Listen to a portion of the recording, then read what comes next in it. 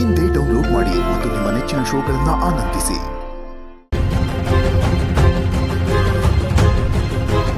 ಅವತ್ತು ನನ್ನ ಮನೆ ಗೃಹ ಪ್ರವೇಶದ ಪೂಜೆ ನಡೀತಿರ್ಬೇಕಾದ್ರೆ ಎಲ್ಲರೂ ಬಂದು ಎಲ್ಲರೆದುರಿಗೆ ನನ್ಗೆ ಅವಮಾನ ಮಾಡಿದ್ರಿ, ಪೂಜೆನ ಹಾಳು ಮಾಡಿದ್ರಿ.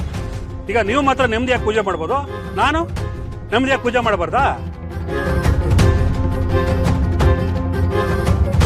ರೀ, ನಿಮ್ದು ಯಾವಾಗ್ಲೂ ಇದೇ ಆಗೋಯ್ತು. ಬಾಯಿಗೆ ಬಂದಂಗೆ ಮಾತಾಡೋದು. ನೀವು ಮಾಡ್ಕೊಂಡಿರೋ ಘನಂದಾರಿ ಕೆಲಸಕ್ಕೆ ಅವ್ರ ಮೇಲೆ ಯಾಕ್ರಿ ಗೂಬೆ ಕೂರಿಸ್ತೀರಾ? ಗೂಬೆ ಕೂಡ್ಸಿರೋದು ನಾನಲ್ಲ ಕಣೆ. ಅವರು ಈ ಜಾಗದಲ್ಲಿ ಶೆಡ್ ಕಟ್ಕೊಂಡು ಹಬ್ಬ ಮಾಡ್ತಿದಾರಲ್ಲ, ನನಗೆ ಕೇಳಿಲ್ಲ. ಹೇಳಿದ್ರೆ ನಾನ್ ಬಂದ್ ಪಾಲ್ ಕೇಳ್ಬಿಡ್ತೀನಿ ಅಂತ. ಇವ್ರು ಮಾಡಿದ್ರೆ ಅದು ಸರಿ, ನಾನ್ ಮಾಡಿದ್ರೆ ತಪ್ಪಾ? ಅಣ್ಣ, ಇವ್ರು ನಿನ್ ಹಾಗೆ ಯಾರಿಗೋ ಮೋಸ ಮಾಡಿ ದುಡ್ಡು ಕಿತ್ಕೊಂಡು ಸುಳ್ಳು ಹೇಳಿ ಇದನ್ ಕಟ್ಟಿಲ್ಲ. ಹೌದು ಕಣೆ, ನಾನು ಮಾತ್ರ ಎಲ್ರ ಕಡೆಗೂ ವಿಲನ್ ಆಗಿ ಕಾಣಿಸ್ತೇನೆ, ಇವರು ದೊಡ್ಡ ಹೀರೋ ಆಗಿ ಕಾಣಿಸ್ತಾರೆ. ನೋಡು ಸಂತು, ಇದು ನನ್ನ ಸ್ವಂತ ದುಡ್ಡಿಂದ ಕಟ್ಸಿದ್ದಲ್ಲಪ್ಪ. ಇವರೆಲ್ಲ ಹಣ ಸಹಾಯ ಮಾಡಿರೋದಕ್ಕೆ ಒಂದು ಗೂಡು ಅಂತ ಮಾಡ್ಕೊಂಡಿದ್ದೀವಿ. ಇವರೆಲ್ಲರೂ ನನ್ನ ವಿರುದ್ಧ ನಿಮ್ಮನ್ನ ಎತ್ಕಟ್ಟಿ ಅವ್ರ ಬೇಳೆನ ಚೆನ್ನಾಗಿ ಬೇಯಿಸ್ಕೊತಾ ಇದ್ದಾರೆ. ಬಾವಾ, ಸುಮ್ಮನೆ ಏನೇನೋ ಮಾತಾಡ್ಬೇಡಿ. ಸ್ವಾಭಿಮಾನದಿಂದ ಬದುಕ್ತಿರೋ ಅತ್ತೆ ಮಾವನ ಬಗ್ಗೆ ಮಾತಾಡೋದಕ್ಕೆ ನಿಮಗೆ ಮನ್ಸಂಗ್ ಭಾವ ಬರುತ್ತೆ?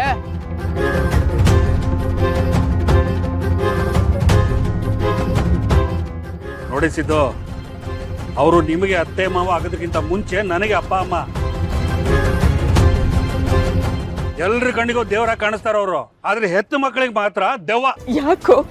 ಯಾಕೋ ಹೀಗೆಲ್ಲ ಮಾತಾಡೋ ಹೊಟ್ಟೆ ಹುರಿಸ್ತೀಯ ಅಲ್ವೋ? ನಾವಿಬ್ರು ನೆಮ್ಮದಿಯಾಗಿರೋದೇ ನಿನಗೆ ಇಷ್ಟ ಇಲ್ವೇನೋ? ನೀನ್ ಹೀಗೆಲ್ಲ ಮಾಡ್ತೀಯ ಅಂತಾನೆ ನಿನ್ನ ನಾವು ಕರೀಲಿಲ್ಲ. ನನ್ನ ನೆಮ್ಮದಿ ಹಾಳು ಮಾಡಿದಿರಲ್ಲ, ನೀವ್ ಹೇಗೆ ನೆಮ್ಮದಿಯಾಗಿರೋದಕ್ಕೆ ಸಾಧ್ಯ? ಮನೆಯಿಂದ ಹೊರಗೆ ಹೋಗಿ ಈ ಮಗ ಮನೆ ಬಿಟ್ಟು ಓಡಿಸ್ದ ಅನ್ನೋ ಪಟ್ಟನ ನನ್ನ ತಲೆ ಕಟ್ಟಿದಿರಲ್ಲ, ನಾನು ಹೇಗೆ ನೆಮ್ಮದಿಯಾಗಿರ್ಲಿ? ಇಷ್ಟೆಲ್ಲ ಮಾತಾಡ್ತಿರಲ್ಲ, ಅಜ್ಜಿನ ಇಲ್ಲಿ ಕರ್ಕೊಂಬಂದು ಇಟ್ಕೋಬೇಕು ತಾನೆ? ನನ್ನ ತಲೆ ಕಟ್ಟ ಬಂದಿದ್ದೀರಾ? ನಿಮ್ಮ ಹೊಟ್ಟೆಲ್ ಹುಟ್ಟಿದ್ದಕ್ಕೆ ಇನ್ನೇನೇನ್ ಅನುಭವಿಸ್ಬೇಕು? ನನ್ನ ಹಣೆ ಬರ.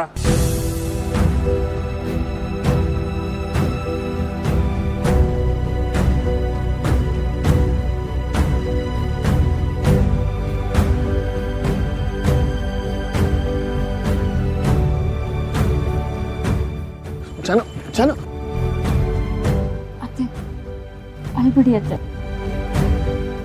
ಕಣ್ಣೀರಿನ ಸಂತ ಒಂದಲ್ಲ ಒಂದಿನ ಅವ್ರಿಗೆ ತಟ್ಟುತ್ತೆ.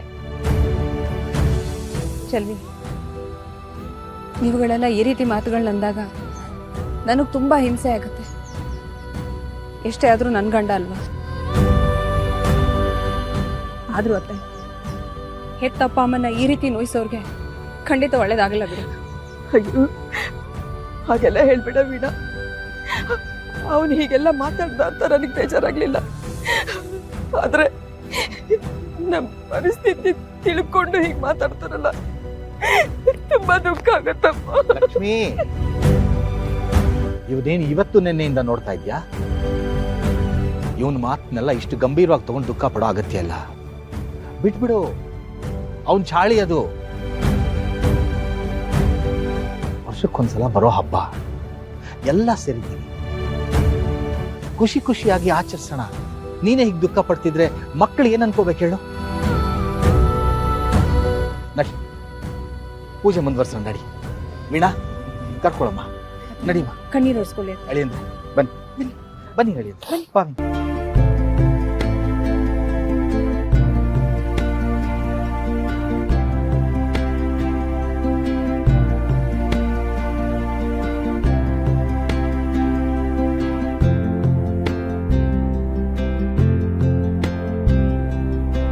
ಪೂಜೆ ಮುಂದುವರಿಸಿ.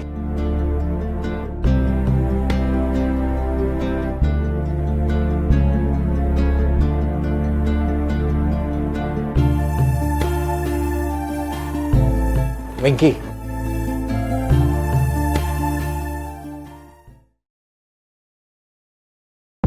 ಭಗವಂತ, ಎಲ್ಲಾ ವಿಘ್ನಗಳನ್ನು ದೂರ ಮಾಡ್ತಿರೋ ನೀನು ನಮ್ಮ ಜೀವನದಲ್ಲಿ ಬಂದಿರೋ ಕಷ್ಟಗಳನ್ನ ದೂರ ಮಾಡು. ಮಕ್ಕಳಿಗೆ ಒಳ್ಳೆ ಬುದ್ಧಿ ಕೊಡು. ಯಾರ ಹಂಗಲ್ಲೂ ಇಲ್ಲದೆ ಬದುಕಬೇಕು ಅಂತ ಹೊರಟಿರೋ ನಮ್ಗೆ ಹೊಸ ಬದುಕಿಗೆ ಆಸರೆಯಾಗಿರು.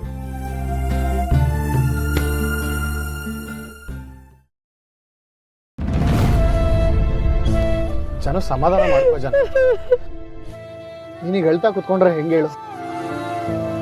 ಸರಿ, ಇನ್ನೊಂದು ಕೆಲಸ ಮಾಡು, ಇವಾಗ ಬಂದು ಎಲ್ಲ ಸತ್ಯನೂ ಹೇಳ್ಬಿಡು. ಅವ್ರು ಖುಷಿ ಪಡ್ತಾರೆ ಜಾನು. ಇಲ್ಲ ವಿಶ್ವ, ಅಪ್ಪ ಅಮ್ಮ ತುಂಬಾನೇ ದುಃಖದಲ್ಲಿದ್ದಾರೆ.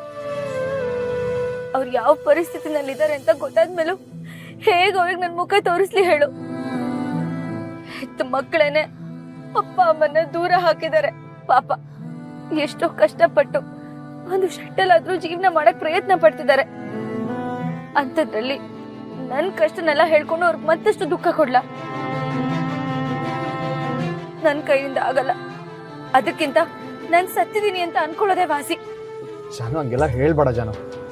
ನೀನ್ ಬದುಕಿದ್ಯಾ ಅಂತ ಗೊತ್ತಾದ್ರೆ ನಿಮ್ಮ ಅಪ್ಪ ಅಮ್ಮ ಖುಷಿ ಪಡ್ತಾರೆ. ನಿನ್ನ ನೋಡಿ ಖುಷಿಲಿ ಅವ್ರ ದುಃಖನೆಲ್ಲ ಮರೀತಾರೆ. ನಾನು ಹೇಳೋ ಮಾತು ಕೇಳು. ನೀನು ಹೋಗಿ ನಿಮ್ಮ ಅಪ್ಪ ಅಮ್ಮ ಹತ್ರ ಮಾತಾಡು ಜಾನು. ಹೋಗು. ಏನ್ ಹೇಳು?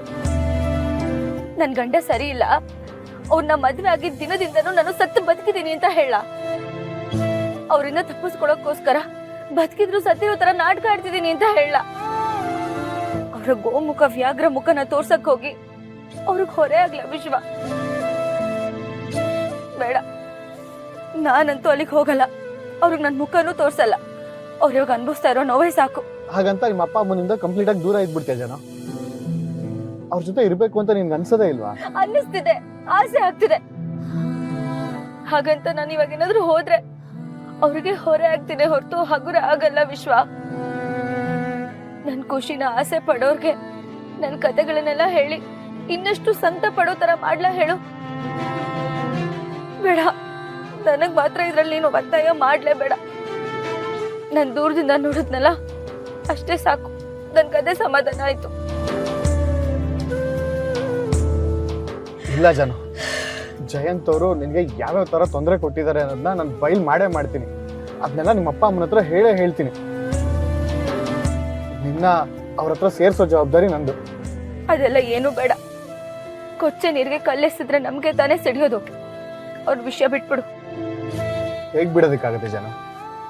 ಸುಖವಾಗಿ ಬಾಳ್ಬೇಕಾಗಿದ್ ನಿನ್ ಜೀವನನ ಈ ರೀತಿ ಮಾಡಿರೋದನ್ನ ಹೇಗ್ ಬಿಡೋದಕ್ಕಾಗತ್ತೆ ಹೇಳು? ಇದನ್ನೆಲ್ಲ ಹೋಗಿ ನಿಮ್ಮ ಅಪ್ಪ ಅಮ್ಮನ ಹತ್ರ ನೀನ್ ಹೇಳಿದ್ರೆ ಅವ್ರು ನಂಬೋದು.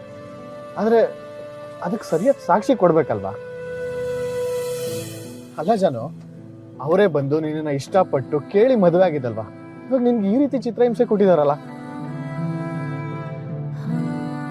ನಿನ್ಗೆ ಈ ರೀತಿ ಚಿತ್ರಹಿಂಸೆ ಕೊಟ್ಟು ಅವ್ರ ಯಾಕೆ ಹಾಯಾಗಿರ್ಬೇಕು ಹೇಳು? ಜಯಂತ್ ಅವ್ರು ಮಾಡಿರೋ ತಪ್ಪನೆಲ್ಲ ನಿಮ್ಮ ಅಪ್ಪ ಅಮ್ಮನ ಮುಂದೆ ಸಾಕ್ಷಿ ಸಮೇತ ಬಯಲ್ ಮಾಡ್ತೀನಿ. ಅವ್ರ ಮುಖವಾಡನ ಕಳಿಸ್ತೀನಿ. ನೀನು ನಿಮ್ಮ ಅಪ್ಪ ಅಮ್ಮನ ಜೊತೆ ಇರ್ಬೇಕು. ಆ ರೀತಿ ಮಾಡೋ ಜವಾಬ್ದಾರಿ ನಂದು. ನನ್ ಮೇಲೆ ಅಣ್ಣ ಜಾನು.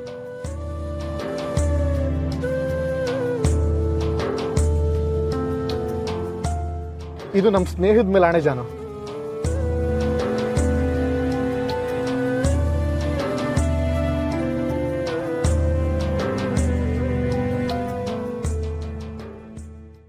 ಲಕ್ಷ್ಮೀ ನಿವಾಸ ಲಕ್ಷ್ಮೀ